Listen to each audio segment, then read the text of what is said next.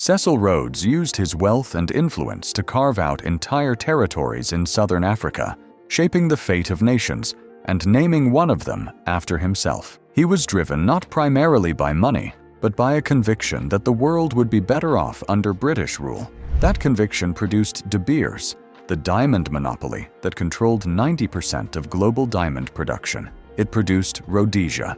It produced the Rhodes Scholarship, which has sent over 8,000 students to Oxford. It also produced the conditions that seeded apartheid, triggered the Anglo-Boer War, and left tens of thousands of women and children dead in British concentration camps. Rhodes died at 48, disillusioned, having set forces in motion that he could not control and could not reverse. Cecil John Rhodes was born on July 5, 1853, in Bishop's Stortford, England, the son of a vicar. His childhood was comfortable and conventional.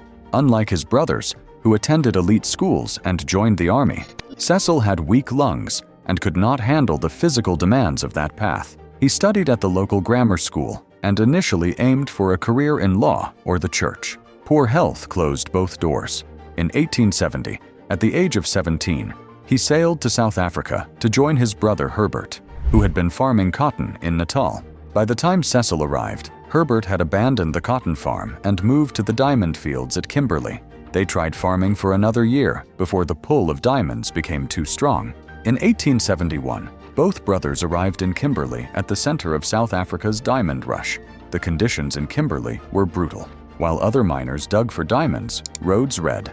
In whatever time he had away from the claims, he worked through Aristotle, Marcus Aurelius, and Gibbon's Decline and Fall of the Roman Empire. These were not casual choices. They were texts about how power was built, how empires expanded, and why they collapsed. They shaped the framework through which Rhodes would interpret everything that followed. At 20, he returned to England to begin studies at Oxford, but the pull of Kimberley was stronger. He completed one term and went back to the diamond fields, then returned to Oxford, then back to Kimberley. For the next 8 years, he oscillated between the two worlds. At Oxford, he stood apart from other students. His background was unusual, his opinions about empire intense, his manner of presenting them somewhere between lecture and prophecy. Younger students were drawn to him, on treating him as a kind of unconventional authority on the future of civilization. He was, even then, not a man who kept his views private. At 23, he formalized his worldview in a document he called Confessions of Faith. One passage read, "Why should we not form a secret society with but one object, the furtherance of the British Empire and the bringing of the whole world under British rule?" He meant every word.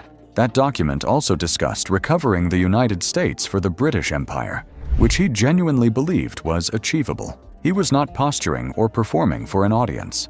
The vision was sincere, total, and it would drive every significant decision he made from that point forward.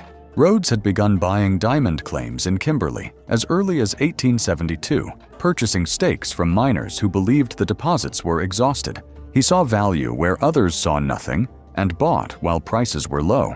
As his position grew, he recognized that controlling individual claims was less powerful than controlling the market.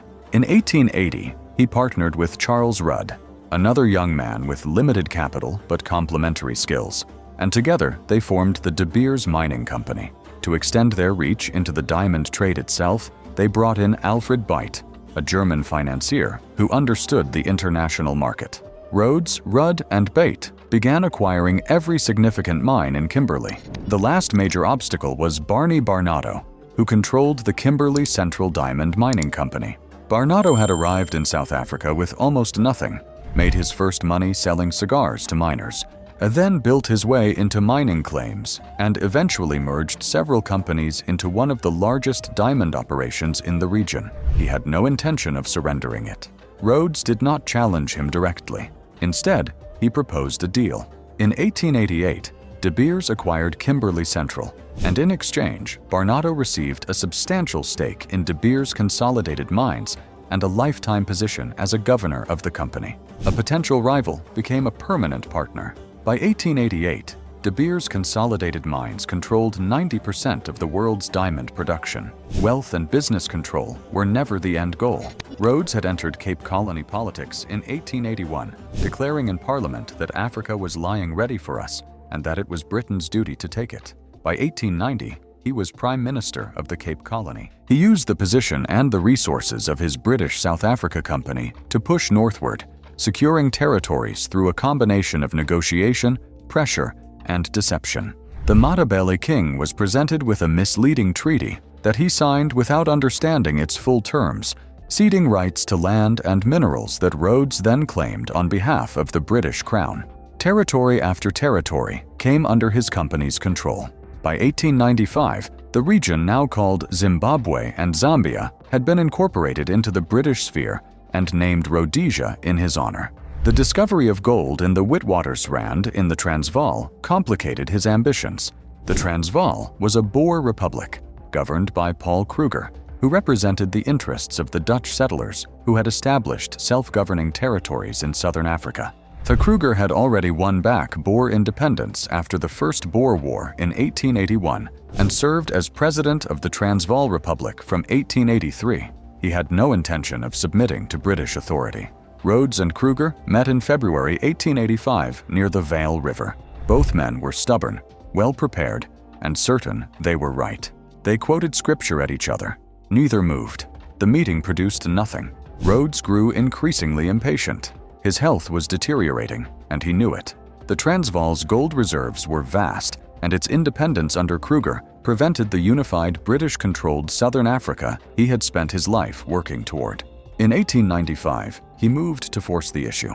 So his plan involved sending a column of Rhodesian and Bechuanaland police into the Transvaal to support an anticipated uprising by English-speaking residents in Johannesburg, men who resented Boer authority over the economically vital goldfields. The column was led by Leander Starr Jameson. The Johannesburg uprising never materialized. Jameson's force crossed the border anyway and was captured within days. Rhodes's involvement was exposed. He resigned as Prime Minister of the Cape Colony. The Jameson Raid was a catastrophic miscalculation. Its consequences extended far beyond his own fall from power. Kruger's authority in the Transvaal was reinforced, and his standing among the Boer population rose. The relationship between the British government and the Boer republics deteriorated sharply. Diplomatic exchange effectively collapsed. So 4 years later, those tensions produced the Anglo-Boer War, which ran from 1899 to 1902. The British entered the conflict expecting a quick and decisive campaign. The war lasted nearly 3 years. British forces faced repeated defeats in the field against Boer fighters who knew the terrain and used guerrilla tactics that conventional British military strategy was not prepared to counter. When conventional military approaches failed, British commanders under Lord Kitchener implemented a scorched earth strategy. Boer farms were burned. Livestock were slaughtered or taken. Women, children, and elderly men unable to fight were removed from their homes and placed in concentration camps. The camps were severely overcrowded, inadequately supplied, and poorly administered. Disease spread rapidly. Food was insufficient. Yet medical care was minimal. Around 30,000 Boer women and children died in those camps. Approximately 20,000 Black Africans, held in separate camps and largely absent from official British accounts of the war, died under equivalent or worse conditions.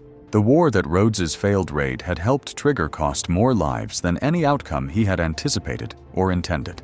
Rhodes did not live to see the war end. He died on March 26, 1902, in a cottage in Muizenberg, South Africa, at the age of 48, surrounded by people who had watched him rise and fall. His health had been fragile since youth and had continued declining through the last years of his life. His legacy contains genuine contradictions that cannot be resolved by dismissing either side. During the Rinderpest epidemic of 1896, when cattle disease threatened starvation across the region, Rhodes spent £6 million of his own money to ensure that the Ndebele people had sufficient corn to survive. That same year, when the British government planned to arrest and execute Ndebele leaders who had resisted British control, Rhodes personally negotiated a peace settlement and pledged to live among the Ndebele himself if the executions proceeded. They did not proceed. These were not the actions of a man indifferent to the people his policies displaced. They were also insufficient to offset what those policies produced. The legislation Rhodes introduced as Prime Minister of the Cape Colony in pursuit of Boer support contained restrictions on black political participation that directly prefigured the apartheid system that would define South Africa through most of the 20th century. Rhodes did not intend apartheid. The policies he enacted helped build the architecture it would later occupy.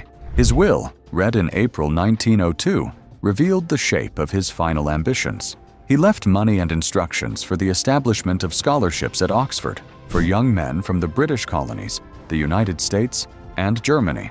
The Rhodes Scholarship has funded over 8,000 students since its founding. It is the most enduring part of his legacy, and the one most disconnected from the violence and manipulation that built the fortune behind it. Cecil Rhodes arrived in South Africa as a teenager with weak lungs and no particular prospects. He left it having controlled the global diamond supply, governed a colony, annexed territories the size of Western Europe, and set a war in motion that killed tens of thousands. Whether his conviction in British imperialism was vision or delusion depends on where you stand in relation to what it produced. His story is not a simple one, and it does not resolve cleanly in either direction. If it raises questions worth thinking through, share it with someone who should hear it, and follow along for more histories built on ambition, contradiction, and consequences that outlasted the men who caused them. Thank you for watching.